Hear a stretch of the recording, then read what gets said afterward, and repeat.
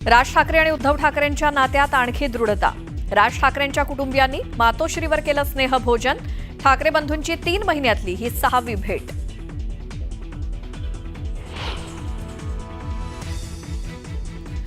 भारत मुस्लिमांना युद्धाचं मैदान वाटतं, थॉट्स ऑफ पाकिस्तान या बाबासाहेब आंबेडकरांच्या पुस्तकाचा दाखला देत केला दावा, तर खोटी माहिती पसरवत असल्याचं म्हणत विरोधकांचा हल्लाबोल।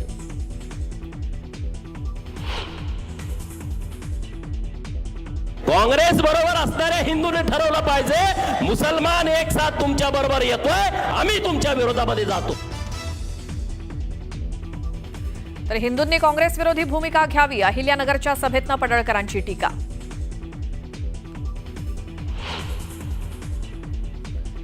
नाशकात गोळीबार प्रकरणी ताब्यात असलेल्या आरपीआयच्या प्रकाश लोंढेच्या घरी झाडाझडती। झडतीवेळी लोंढेच्या घरी सापडलं भुयारी घर। भुयारी घराचा वापर नेमका कशासाठी, प्रश्न उपस्थित। जयशंकरजी आणि माननीय अमित भाई शाह यांच्यापर्यंत हा विषय नक्कीच दिल्लीपर्यंत नेणार आहे आणि दिल्लीमधून याची इन्क्वायरी झाली पाहिजे। तर बोगस पासपोर्टच्या आधारे देश सोडून पळून जाणाऱ्या निलेश घायवळ प्रकरणात केंद्रानं चौकशी करावी, सुप्रिया सुळेंची मागणी।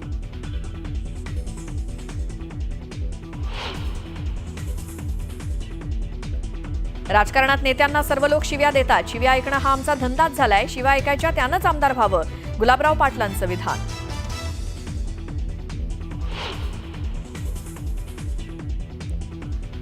जैन समुदाय सभेनंतर आम्ही गिरगावकर संघटना आक्रमक। मुंबईत लावले कबूतर go back to Marwar Rajasthan अशा आशयाचे पोस्टर्स। कबूतरखान्याचा मुद्दा तापण्याची शक्यता।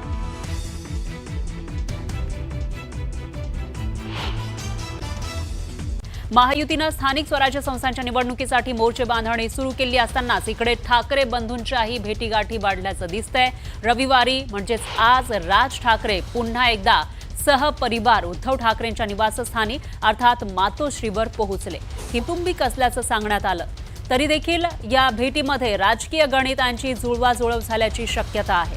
राज ठाकरे रविवारी दुपारी 1:15 वाजता अचानकपणे मातोश्रीवर दाखल झाले आणि इतर कुटुंबीय सुद्धा त्यांच्या सोबत होते, पण ही भेट राजकीय नसल्याचं सांगत राज ठाकरेंनी जास्त बोलणं टाळलं। पण जवळपास 2.5 तास मातोश्रीवर असलेल्या राज ठाकरेंची उद्धव ठाकरेंसोबत आगामी निवडणुका आणि राजकीय विषयांवर चर्चा झाल्याचं बोललं जात आहे। त्यामुळेच ठाकरे बंधूंच्या या भेटीनंतर राजकीय युतीच्या चर्चांना पुन्हा एकदा वेग आलाय। तर ठाकरे कुटुंबीय मातोश्री निवासस्थानी पोहोचलेले होते। भेटीगाठींचा हा सिलसिला सुरूच आहे। 12 ऑक्टोबरला भेट झालेली आहे। राज ठाकरेचं कुटुंब मातोश्रीवर पोहोचले। दरम्यान मातोश्रीवर पोहोचल्यानंतर राज ठाकरेंनी आजच्या भेटीबाबत काय भाष्य केलेलं आहे ते आपण बघूयात।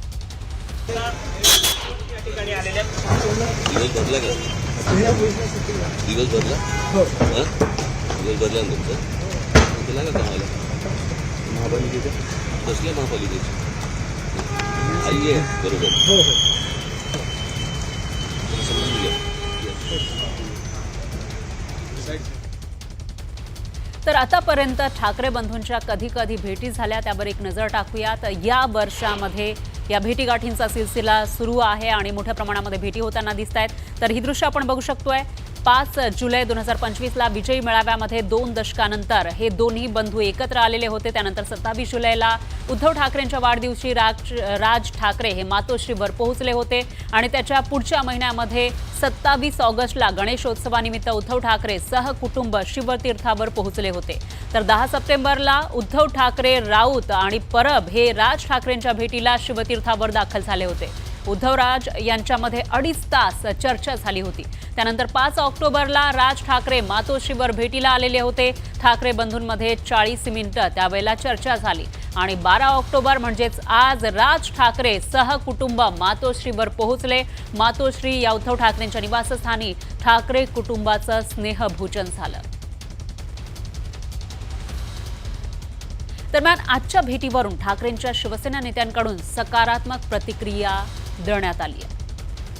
आता राजकारणाच्या पलीकडे गाठी भेटी चालल्या ना। उद्या आमच्या ठाण्यामध्ये मनसे आणि शिवसेनेचा धडक मोर्चा आहे, दिसते आहे ना? कुठे नाही दिसत आहे ते सांगा ना। आज आम्ही सुद्धा आता एकत्र फिरतो, आमचे मनसेचे पदाधिकारी, आमचे शिवसेनेचे पदाधिकारी एकत्र फिरणार आणि भविष्यात फिरणार सुद्धा। आमच्यामध्ये कटुता कधी नव्हतीच। तर आजच्या भेटीकडे राजकीय भेट म्हणून पाहू नये असं बावनकुळेंनी म्हटलंय. बघूया. चांगला आहे. उद्धवजी आणि राजसाहेब हे पारिवारिक जे भाऊ आहेत. या राज्याची देशाची सांस्कृतिक आणि पारिवारिक परंपरा आहे. दीपावलीच्या पावन पर्वावर आपले परिवार एक आले पाहिजे. परिवारातले सर्व घरातले नातवंडे एक आले पाहिजे. आमच्या घरातल्या सर्व बहिणी एक आल्या पाहिजे.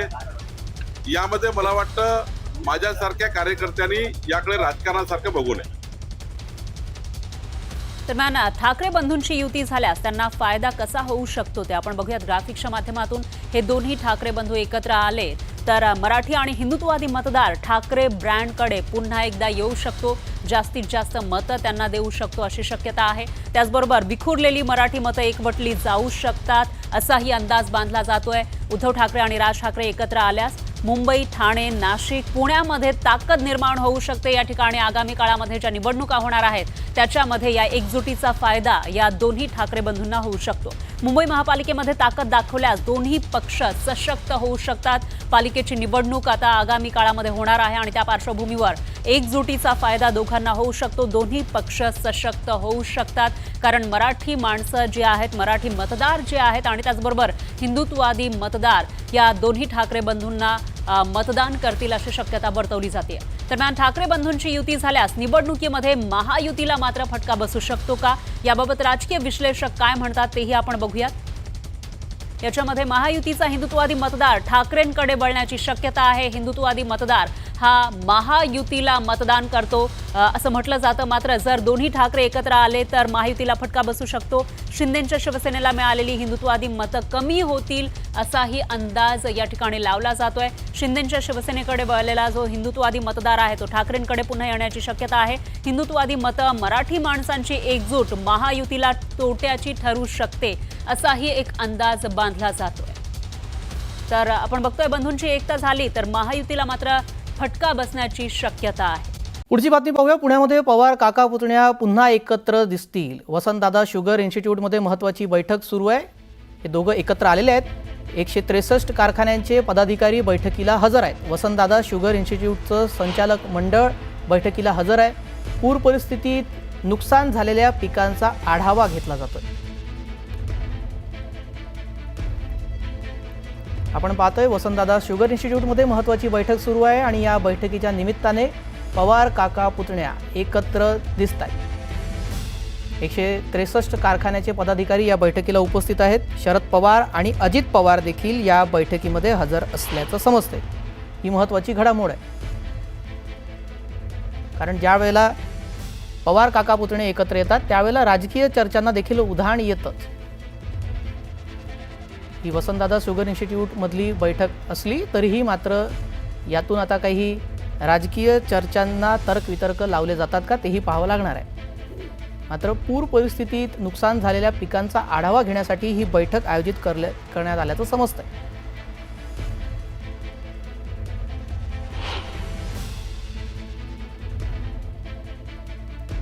एकशे 163 कारखान्याचे पदाधिकारी या बैठकीला हजर आहेत. महत्त्वाची ही बैठक आहे. वसंतदादा शुगर इन्स्टिट्यूटमध्ये ही बैठक सुरू आहे आणि या बैठकीच्या निमित्तानं पुण्यामध्ये पवार काका पुतण्या पुन्हा एकत्र दिसत आहेत.